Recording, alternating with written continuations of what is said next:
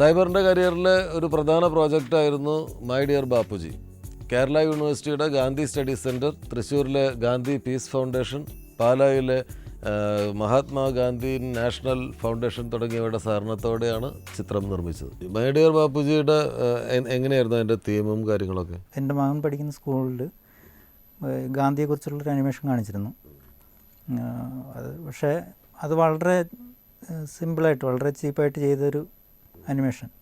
ഒരു ക്വാളിറ്റി ഇല്ല. വിഷയം അവതരിപ്പിച്ചേക്കുന്നത് തന്നെ വളരെ മോശമായിട്ടുള്ള, ഗാന്ധിയുടെ കുട്ടിക്കാലം അവതരിപ്പിച്ചിരുന്ന ഒരു CD ആയിരുന്നു അവിടെ കാണിച്ചത്.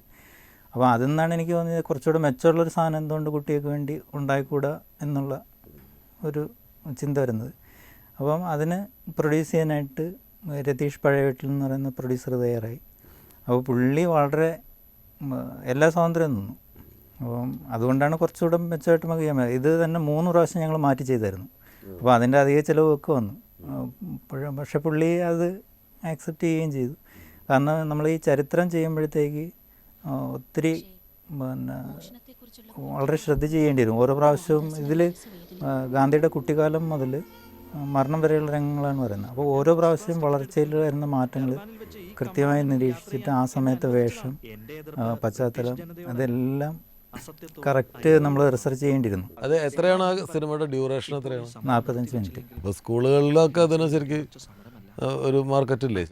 ഗാന്ധി ഫൗണ്ടേഷനും ഗാന്ധി പീസ് ഫൗണ്ടേഷനും ഒക്കെ ഇതിൻ്റെ വിഷയം കേട്ടിട്ടുണ്ടെങ്കിൽ അവർ വളരെ സപ്പോർട്ടീവായിട്ട് നമ്മുടെ കൂടെ ഉണ്ടായിരുന്നു. കേരള യൂണിവേഴ്സിറ്റിയുടെ ഗാന്ധി സ്റ്റഡി സെൻറ്റർ. അപ്പോൾ അവരെ എല്ലാ സഹായവും വാഗ്ദാനം ചെയ്തിട്ടുണ്ട്. വേറെ ഏതൊക്കെയാണ് ഒരു ചെയ്തിട്ടുള്ള വർക്കുകൾ? ഒരു കൊങ്കണി അനിമേഷൻ ചെയ്തിരുന്നു, കൊങ്കണി ഭാഷയിൽ. അതെന്താണ് കൊങ്കണി ചെയ്യാനുള്ളൊരു പ്രചോദനം? കൊച്ചിയിലെ ഗോശ്രീ ക്ഷേത്രമുണ്ട്, ഗോശ്രീ നിവാസികളുടെ അവരുടെ ഒരു ക്ഷേത്രമുണ്ട്, കൊങ്കണിക്കാരെല്ലാം അവിടെയാണ്.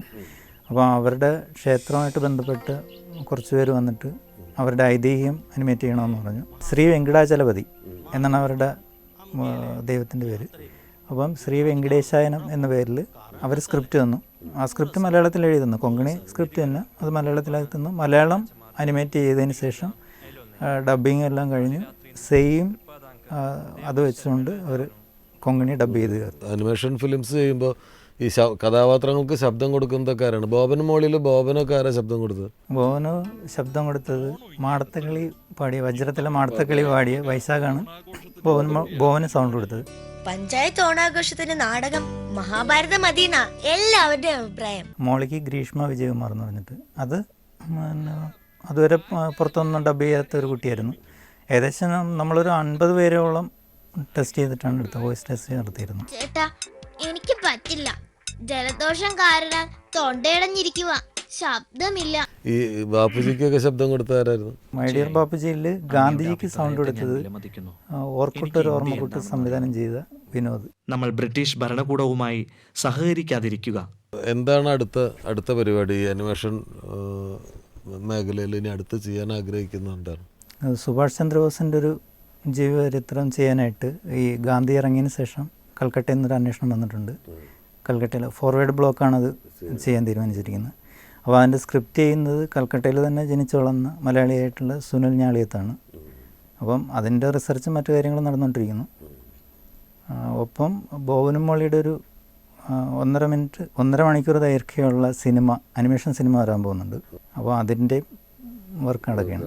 അപ്പോൾ ഏതായാലും പുതിയ സംരംഭങ്ങൾക്ക് എല്ലാവിധ ഭാവുകങ്ങളും നേരുന്നു. സാങ്കേതിക തികവുള്ള ആനിമേഷൻ സിനിമകൾ ചെയ്യാൻ താങ്കൾക്ക് കഴിയട്ടെ.